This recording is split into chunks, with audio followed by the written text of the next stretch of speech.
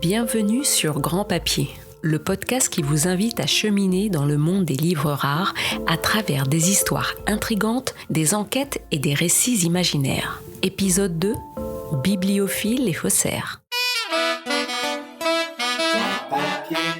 Tout commence en 1886 lorsque deux gentlemen se rencontrent, Harry Buxton Forman et Thomas James Wise. Ils s'apprêtent tous les deux à monter une affaire très lucrative qui va causer un énorme scandale outre-Manche dans le milieu des livres anciens.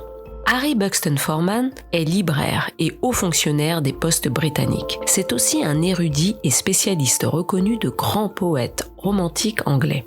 Thomas James Wise est un richissime collectionneur d'éditions rares, très connu du milieu bibliophile londonien. Tous les deux sont considérés comme des figures importantes du monde des lettres et de la bibliophilie. Connaissant parfaitement le marché du livre rare et sachant que les premières éditions d'un texte se vendent à prix d'or, l'idée leur est venue de fabriquer, avec la complicité d'un imprimeur, des petites éditions pré-originales de grands auteurs anglais du XIXe siècle. Ainsi, dès 1888-89, on voit apparaître sur le marché du livre ancien un certain nombre de plaquettes jusque-là inconnues d'auteurs célèbres: Stevenson, Kipling, John Ruskin, George Eliot, Dickens. La plupart du temps, ces plaquettes contenaient un seul poème et étaient censées avoir été éditées hors commerce par l'auteur lui-même pour ses intimes.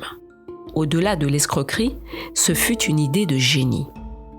Forman et Wise fabriquent des plaquettes supposées avoir été éditées avant la première parution officielle d'un livre et de manière totalement confidentielle, c'est-à-dire en seulement quelques exemplaires destinés à des proches de l'auteur. Inédites et imprimées en peu d'exemplaires, ces plaquettes présentent, du fait de leur rareté, une grande valeur aux yeux des amateurs. S'ajoute à cela qu'elles bénéficient au moment de leur mise sur le marché d'une double caution, par les faussaires eux-mêmes, celle d'un érudit et libraire, Forman, et celle d'un collectionneur bibliophile réputé, James Wise. La petite entreprise de faux est alors bien rodée. Pendant plus de 15 ans, ces deux faussaires bibliophiles proposèrent sur le marché une centaine de fausses éditions qui se sont vendues à des prix considérables en vente publique. C'est ainsi que lors d'une vente aux enchères à New York en 1915, près de 25 de leurs créations sont proposées au public.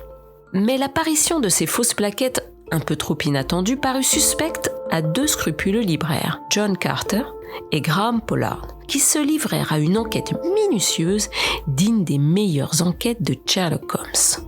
Une première constatation leur mit la puce à l'oreille.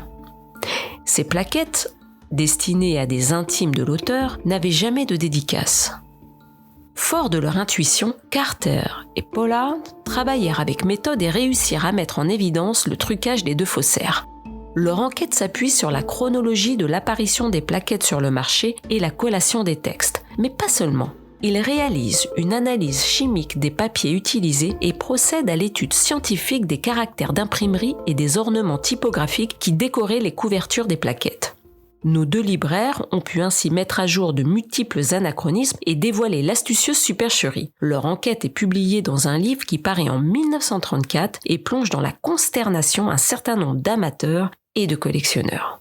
Forman, qui était mort 20 ans plus tôt, ne fut pas inquiété par la révélation des deux libraires. Et Wise, bien qu'il fût encore vivant au moment de la parution du livre, mourut 3 ans plus tard sans subir le déshonneur d'un procès. Détail amusant, les fausses plaquettes de Forman et Wise sont aujourd'hui aussi recherchées que d'authentiques éditions rares et sont devenues de vrais objets de collection.